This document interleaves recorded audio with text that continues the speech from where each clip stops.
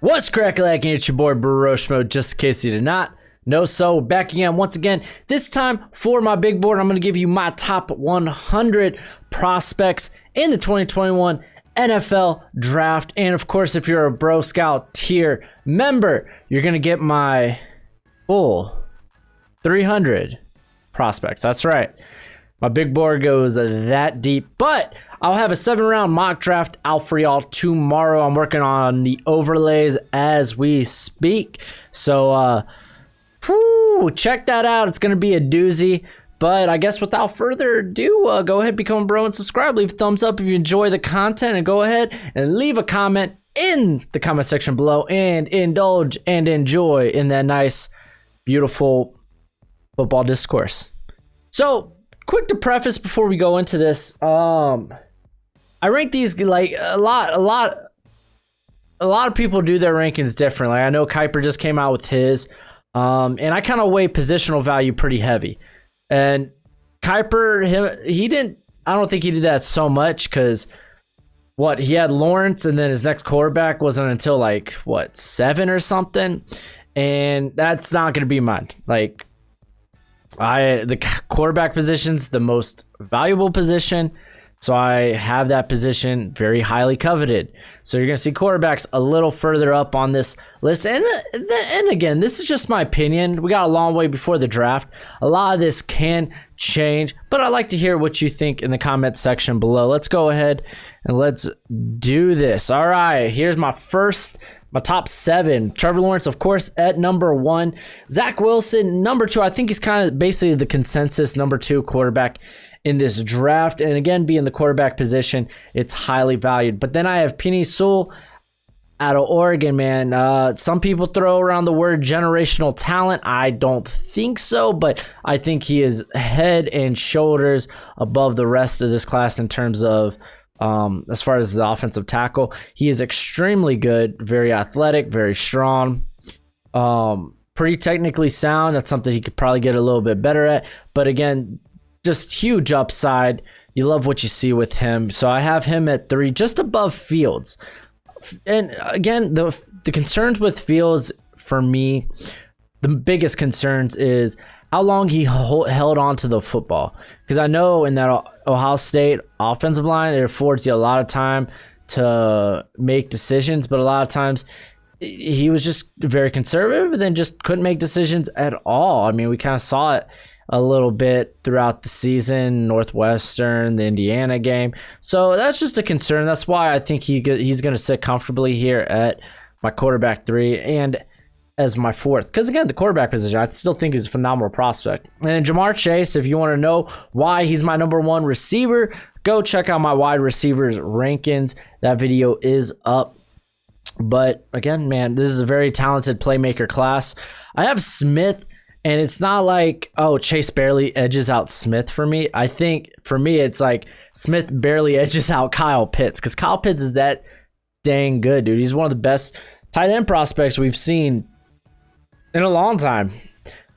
He's just that talented. He brings something so different to the tight end position that we haven't really seen in the draft in years. And it is definitely more of what the NFL is trying to do. We've seen it with Kelsey, Waller, and such. So, yeah, Smith. I mean, Smith's a great route runner in his own right. Don't get me wrong, man. There's a lot to like about Smith, but again, that size it's a concern. I don't think it'll be a problem, but it's still a concern.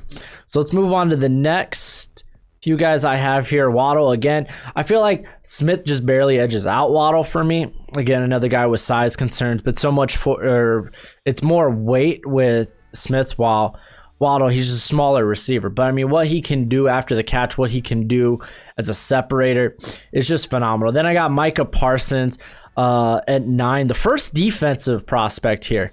And it's not like it's a bad defensive class. It's just I feel like the offensive side of the ball is just so good this year.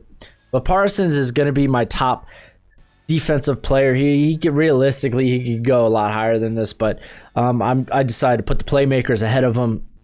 A lot of the character concerns, I'm not I'm not really weighing.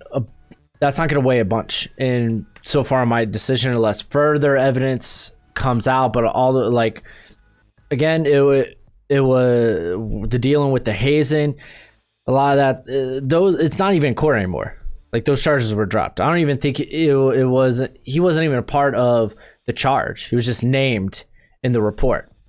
But they couldn't get a lot of evidence. Like there weren't anyone that supported the claim. So I'm not gonna worry about it until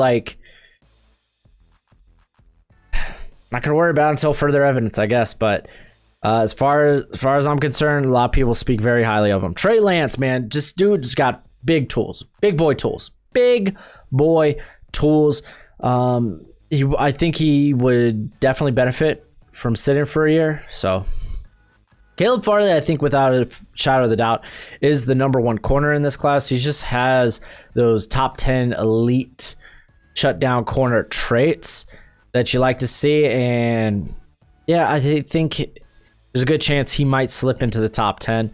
Rashawn Slater and Christian Darrisaw, I have them. They're basically number 12 on my board. I might end up I keep flipping between who I would rather have between Slater and Darrisaw. Both are phenomenal prospects. And then Christian Barmore, man. I know it's a weaker defensive interior class, but I think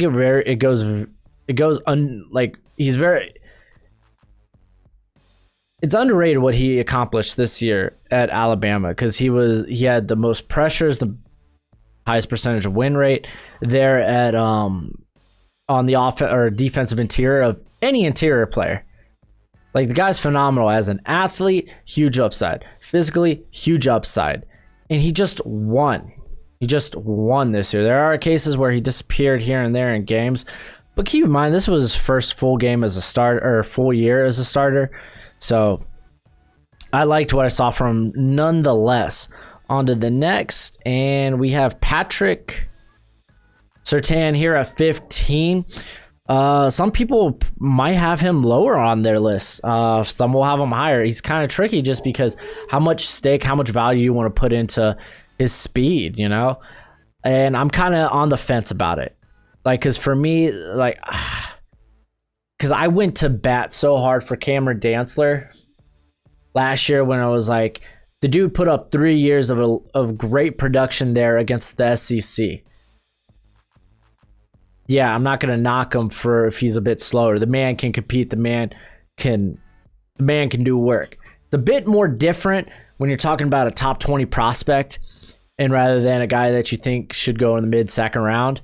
So Surtain, it's a bit tricky, but I got him here at 15. And then Kwity Paye, another guy, huge upside, but it really just started clicking, and you saw the development for I think it was 5 or 6 games he played this year. But he's definitely trending in the right direction. Rashad Bateman, I don't know why Mel Kiper hates Rashad Bateman, man. I don't get it. I don't get why some NFL, Daniel Jeremiah, I think, is on board with that too. Not that they hate him, but they just don't see him as a top prospect in here. Just because he's probably not necessarily the athlete as some of the guys like Rondale Moore, Elijah Moore, Kadarius Toney in this class. But he's very polished as a receiver, one of the most polished receivers in this class. The guy's going to be good. It's going to be great. Jeremiah Owusu-Koramoah, again, you got to have any team that drafts him has to have a role in mind for him. He's not just a plug-and-play linebacker. He's someone that you're going to have to scheme for. But, man, you just love what he can do in coverage, and you love that speed he plays with. Mac Jones here at 19, I really do believe some team's going to trade up for Mac Jones. Yet to be seen, but I think he's worthy of a late first-round flyer for any team that needs a quarterback, because I think he will run your offense efficiently. He doesn't necessarily have great arm strength, but again, everything he can do underneath and on the intermediate especially, that's where most NFL passes take place is in the intermediate, and his intermediate passing game was pretty solid. Azeez Ojulari, I'm just in love with this guy as a prospect. I'll tell you right now, I'm going to be higher on him than anyone else you probably listen to. I'll say that for a couple of prospects we go over too. I think he has that it factor He's just so crafty and just great around the edge, man. Then J.C. Horn. Oh, I don't know if I want to move him up. I feel like 21's a good spot for him here on the big board. Just you like him as a big physical man corner or press corner. I mean, he's got the ideal size. It's just, for me, I do worry about the ball skills. I don't think he really showcased a ton. Like, the only game this season that he actually had a pass breakup or interception, it was against, I think it was Auburn against Seth Williams, and he came over with 2 picks and 5 pass breakups. But that was the only game all season where he did that. So I do worry about the ball skills, and for me, I don't think it's like top 15 worthy. Again, but I mean, he's a great prospect nonetheless. And then moving on, Gregory Rousseau, talking about a guy with huge upside. We know the upside of Rousseau. We just need to see the development. Xavier Collins, another guy you're probably gonna have to probably have to scheme for, man, because while he's solid in coverage, it's not like he's athletically, it's not like he's spectacular to probably hold his own against like a slot receiver or maybe a running back in the backfield. I think that's yet to be seen, but you can scheme him in coverage and not expose him. For me, it's his ability to come in as a pass rusher. And for me, it's just the way he moves at 260. That's the thing, dude. He moves great for a guy that size. You wouldn't expect a guy that size to keep up with receivers or corners or running backs. But I think you can, or he can, but we'll see. Elijah Vera Tucker here at 24. A lot of people are way higher on him than I am. I think he's a guard only. And with that, I think the value is a little bit further down. Nick Bolton's phenomenal. Again, with these linebackers, JOK, Collins, and Bolton, it's really like whoever fits this team scheme. Again, and for a lot of teams, their big board's going to look vastly different just because of scheme. You know, some guys just don't fit particular team schemes. But I think Nick Bolton's a guy that may be that exception. He's kind of like, he's not scheme dependable. And then Jason Owe out of Penn State, just huge straight line speed. I think he could really get after the passer. He improved very much as a run defender, which makes me think you can immediately start this guy. But it might take him a year or two to really become a very good pass rusher. But I think you could start him immediately on the line. Dylan Radins just had a flat-out dominant Senior Bowl. It was nice to see him compete against much better competition and do extremely well. One of the most technically sound tackles in this class. And then Kadarius Toney, I just love what he can do with the ball in his hands. He's just phenomenal. And I think he's probably going to go a lot higher than where I have him on the board here at 28. But, I mean, I think it's warranted. And then moving on, I got Tevin Jenkins. And I've noticed this with Tevin Jenkins. A lot of people point out the Ronnie Perkins snap where he just long-armed poor Jenkins. Took him on a trip, put him on his butt. I highly suggest you go back and just look at a majority of Jenkins reps. He's very solid. Very solid. Plays with good nastiness. I think he's first rounder. Trevon Merrick out of TCU, probably the top safety in this class. Just love him from his physical profile is ideal for safety in the NFL. And I mean, it really came together for him as a processor this season. You just love to see it. Carlos Basham Jr., I think he's just going to translate well to the NFL. I don't think he's necessarily scheme dependent. You love the bit of finesse he has for a guy his size, but I'd much rather him just be a flat out bull rusher. He has great explosiveness at, I think he's around 282, 285 now. So for me, he's high on this list just because I think he translates exceptionally well to the NFL. Elijah Moore, I'm a bit more as a fringe first rounder for me, but I think he can compete on the outside. Not that he's done it a lot. He only had 38 reps against press. So it's a bit of a question mark, but when he did face that, he did actually pretty well. Regardless, you know you're getting a banger of a slot receiver. Same with Rondale Moore, man. We just haven't seen it on tape from him. But you love his build. You love his ability after the catch and to take on contact. You kind of get these concerns because he's only played like 7 games in the last 2 seasons. This season, even when he came back, it's not like he didn't look like the same guy we saw his freshman season. So there are questions there about Moore. Jalen Phillips, for me, it's the concussions, and they're a big issue. 2 in 2 years, and I know UCLA, they asked him to retire. It wasn't on his own volition, and then he decided to come back and transfer, but still, it's a medical concern, especially in the trenches. I think that it just makes it all that much more. And then also keep in mind, like, his elite production didn't come till the second half of the season there at Miami this year. But I mean, the dude's incredibly powerful, actually shockingly exceptionally fast. So Asante Samuel Jr., another fringe first rounder. Size is going to kill him for most teams, but I think he can play on the outside regardless, because he does play a good physical style, but you love the elite athleticism from him.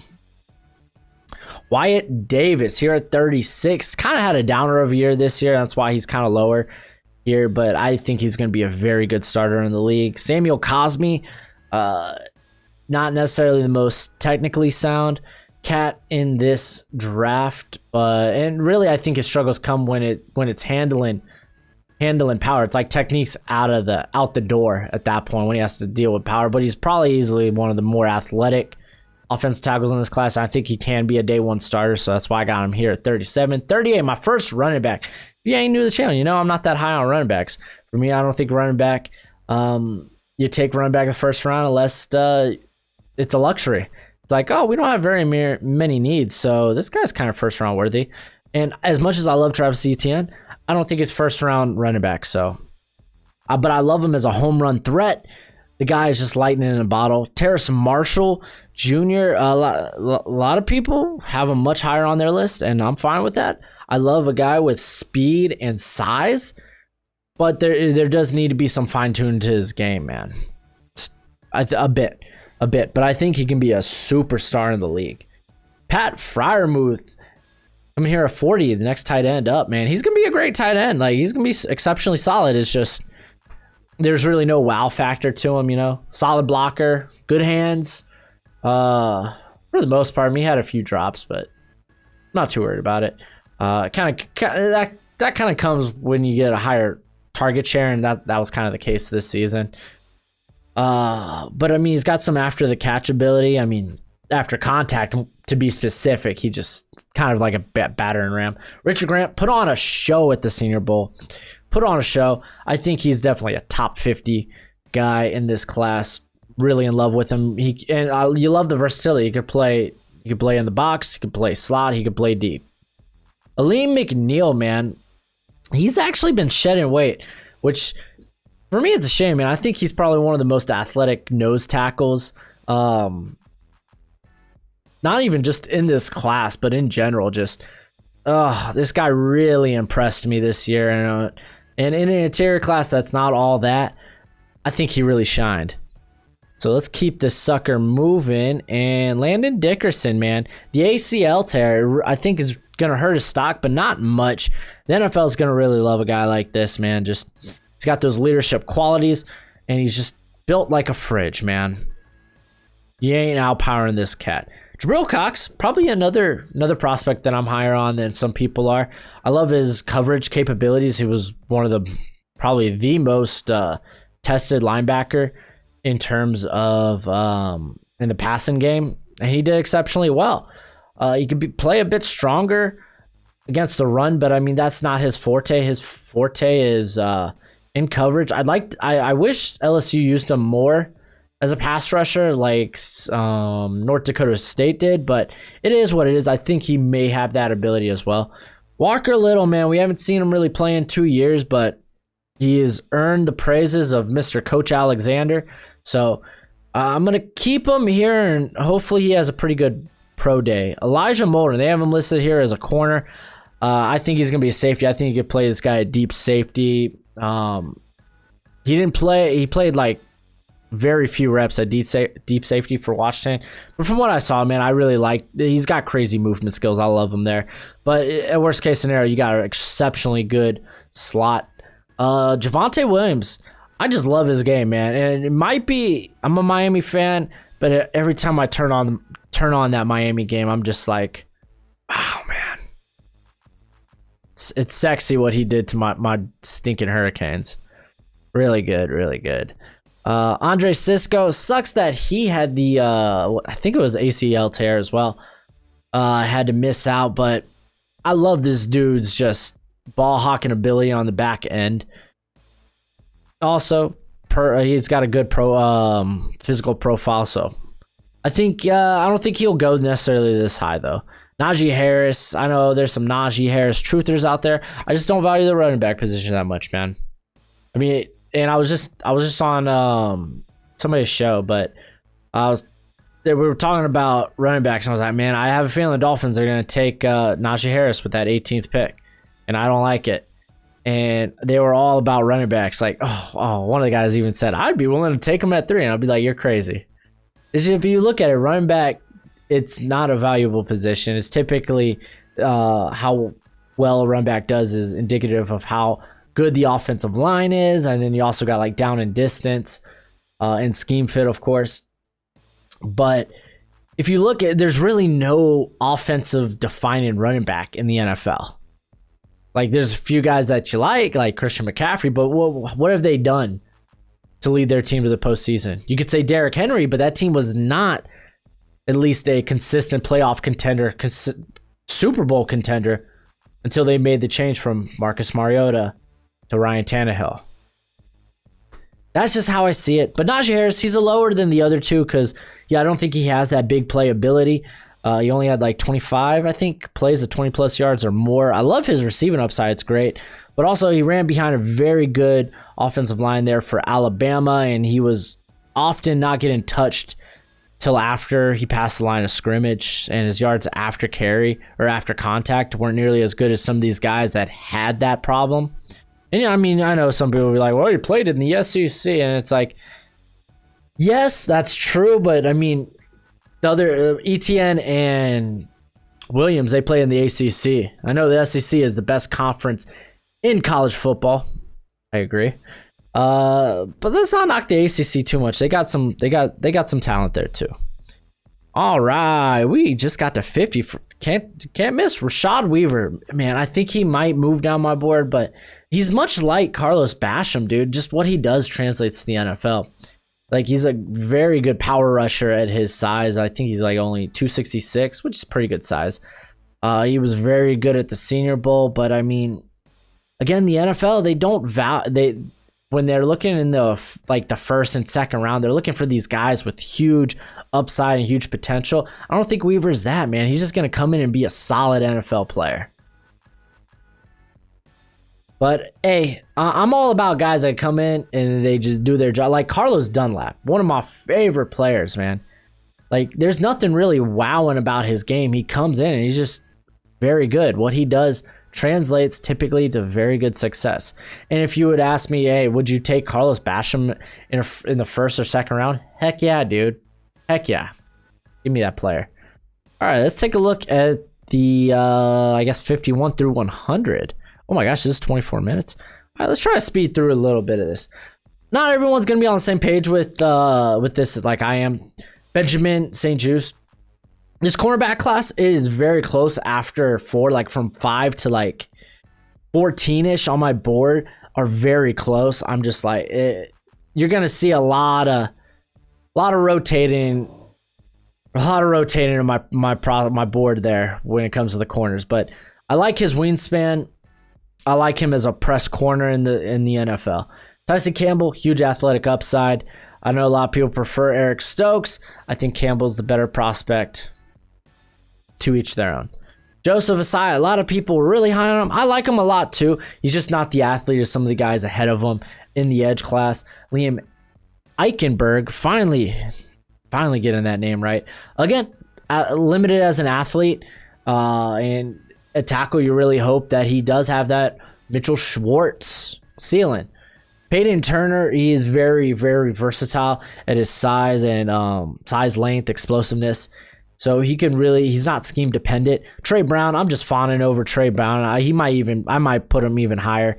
I'm a big fan of him despite the size. I love the quicks. I think he can play on the outside. He has a ton of press snaps in his repertoire.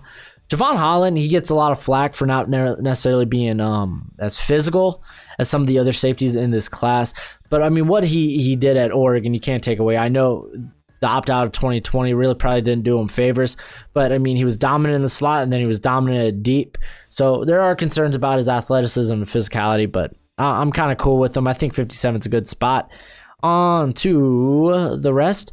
Osa Odigizua. I'm in love with this guy. I'm not saying he's Aaron Donald, but I'm saying for an undersized guy, there's some upside there. Ifeatu Melifonwu. I'll get that before we get to the draft. I'll get that name down. Much like his brother, athletic freak. And I think he can be a really good press corner, great size. And I think his brother would have done well in the NFL if they didn't play him at safety, but at corner. So it'll be interesting to see. Alex Leatherwood, I'm still high on. I like the length. I wouldn't say I'm still high on. I mean, I got him at 60 now, but I'd still be willing to play him at tackle. If it doesn't work out, then you got a really good guard. Davion Nixon, a lot of people are really high on, but again, the production was a bit inconsistent. It came in spurts. I'm not on board with where some people think he should go. Tylan Wallace is phenomenal, great deep threat with some highlight catches. Chaz Surratt has a very good upside, man. Keep in mind, this guy's still learning the linebacker position. He's a former quarterback just in his second year as linebacker. Trey Smith, you worry about the blood clots in his lungs, so medically, you really got to see how he checks out. And plus, his limited foot speed probably locks him into a gap scheme or just a power run scheme. So let's keep moving on. Darius Washington. I love this guy as a prospect. Bit of a down year in 2020. And again, the size is a huge concern. Ben Cleveland's just a monster. Just a monster. Dyami Brown, man, he's going to be sneaking up boards, man. He's the real deal as a vertical threat in this class with some after the catch ability. He had some catches after contact. Just James Hudson. Some people are going to have this cat a lot higher than I am just because they see the upside in his game, but he is a very raw prospect with this past year was his first year as a full starter at tackle. After once he went to Michigan, he went from defensive line to tackle and then never saw the field really at Michigan. I think he had around only 100 snaps and then decided to transfer. Ronnie Perkins might be flying up some boards, man. A lot of people are really liking the explosiveness and the length. And then unlike Quincy Roche, who I don't know if he makes my top 100. He might. I think he does. I don't think you have to worry about this guy in the run game. He was very solid in the run game for Oklahoma. Jackson Carman, another dude I want to put a little higher because I physically and athletically, man, for a guy that's 330, he's pretty impressive. He did a good job of keeping Trevor Lawrence clean and upright. Even in that Ohio State game, it was the rest of the line that was really letting Lawrence down. So I like him. Creed Humphrey, I'm telling you, man, I feel like he's going to be a guard in the NFL. If you really look at some of his tape, man, he gets knocked back so bad by exceptionally strong defenders. So I don't know. I think height's a bit of a problem with him. He just doesn't get that leverage. Levi Onwuzurike here at 72. I like the guy a lot, man. Athletic, but all the snaps at Washington came at the nose. He's not going to play that in the NFL, and he's kind of plateaued in terms of development, man. We haven't really seen the next big leap in production for him. Tay Gowan, I got him at a corner. I think I might move him down a little bit just because we only have the 1 year of production against not necessarily the best competition. But it's not bad. Let's not disrespect the American League, American Conference there. But I don't get him deciding to opt out this year. I really wish there was more tape on him. Jamie Newman, I'm gonna say it. I really like James Newman. I know, I think he needs to sit, but I love that his ability, his cannon for an arm, and his accuracy deep downfield. I do think he does need to develop, become a better decision maker, and just see the middle of the field a bit better. Jalen Mayfield, I might move him up. I understand a lot of people like the upside, but I'm still a bit iffy on just how inconsistent he has been. Michael Carter, I'm not big on running backs, but this guy is small and strong, does well in the passing game. Greg Newsome, I might move up a bit more. I do like what he can do, but I feel like he might be limited to I think he might be more off ball because we haven't seen a lot of press snaps with him, and he played in a very zone heavy defense there. Kyle Trask, man, again, prototypical size and arm strength. What flies? Josh Palmer, I'm telling y'all right now, man, no one's going to be as high as Josh Palmer or high on Josh Palmer like I am. Just because, again, the production, never had over 500 yards there at Tennessee in a season. He had terrible quarterback play, but he's got the athleticism, the size, the hand, the ball skills. I thought he put it on display there at the Senior Bowl. I'm probably going to keep this guy as a third-round grade, while other people may put him in the fifth or sixth round. He, as some of my subs will say, he's my new Tamarian Terry. Paris Ford, I think he's a slot only. Very reactionary, but a hell of a player. Amon-Ra St. Brown. The thing with him, he's like a jack of all trades, but there's not one thing he can really put his cap on and say, I'm a banger at that. Maybe outside of route running. The guy's a very good route runner, but I don't think he's got like a burner downfield, but he has been very successful in 2019, especially in the slot as a vertical threat. So I don't know. It's a very deep receiving class, so I think him right here is kind of about right. Cameron McGrone, you just hope to develop him, man. He's fast and rangy, man. Tomi Togai, you worry about the length, the lack of length with him, but he was very solid. Never played more than 300 snaps in a season, though, so a bit worried. I might move him down a little bit for that, but again, this defensive interior class, I love Ramondre Stevenson. I just love him. I think he's great. Eric Stokes. I want to talk about Eric Stokes real quick for a bit, just because a lot of people are exceptionally high on him. I just happen not to be one of those guys. I get why people like him. He's fast. He's fast, and he's produced very well there at Georgia. But he was playing cornerback too.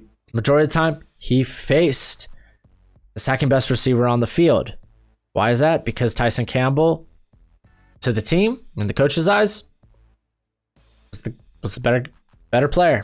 Top of that, I think he's a lot more grabby than Campbell was. But again, that's kind of how that's the Georgia style of defense. Rough up the receiver.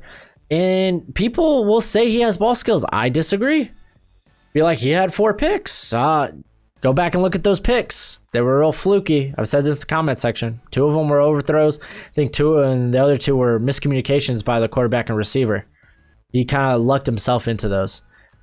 So, yeah, just not on board with it. Tyler Shelvin, 86. Didn't play in 2020, but very athletic for it's going to probably be like 230, 240. Didn't really show a pass rushing upside, but that's not kind of what LSU did. They asked him, hey, play run contain first, eat up space.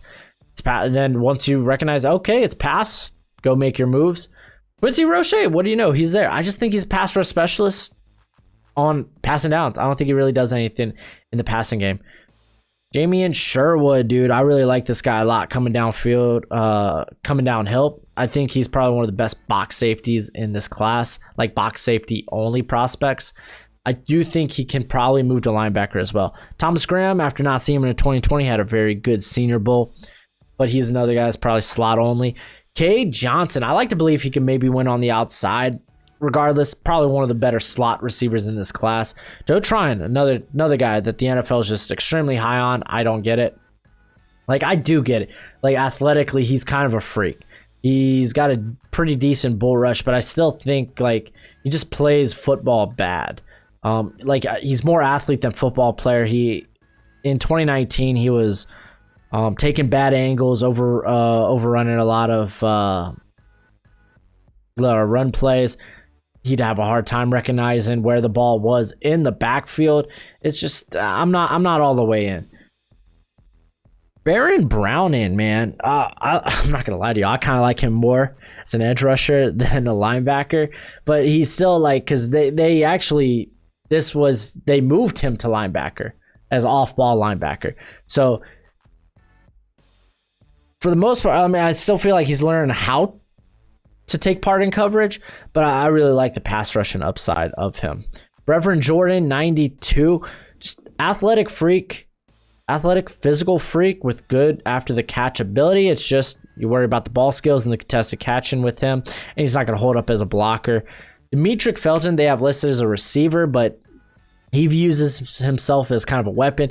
I view him that way as well. I think he could play running back and slot, just really good. Cameron Sample, another guy that I think will translate well into the NFL. Very strong pass rusher that you could kick to the inside on third down, and he will wreak havoc with his quicks.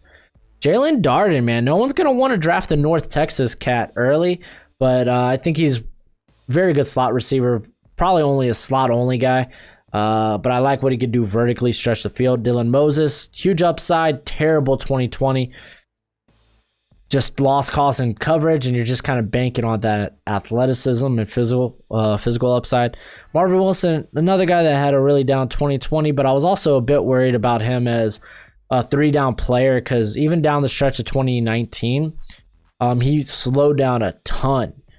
Like, he wasn't nearly as dominant like he was at the beginning of the year, and this was, of course, before the injury. And then again, he got hurt again during the Senior Bowl, so you kind of worry about that. Shakir Brown, dude. This guy's been when targeted, he's made defenses or offenses paid for it. I think he has like 7 picks and 80 targets over his career. So, might move him up a bit. And then Hamsah Nasir-Eldin rounding us off. I think he's probably going to make a move to linebacker.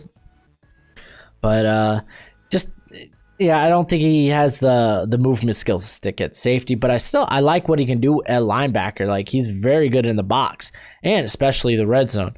But that's it for the video. Unless, of course, you're a Bro Scout tier member, then you're about to get a lot of more prospects. But as always, till next time, you be easy, my friends. Later.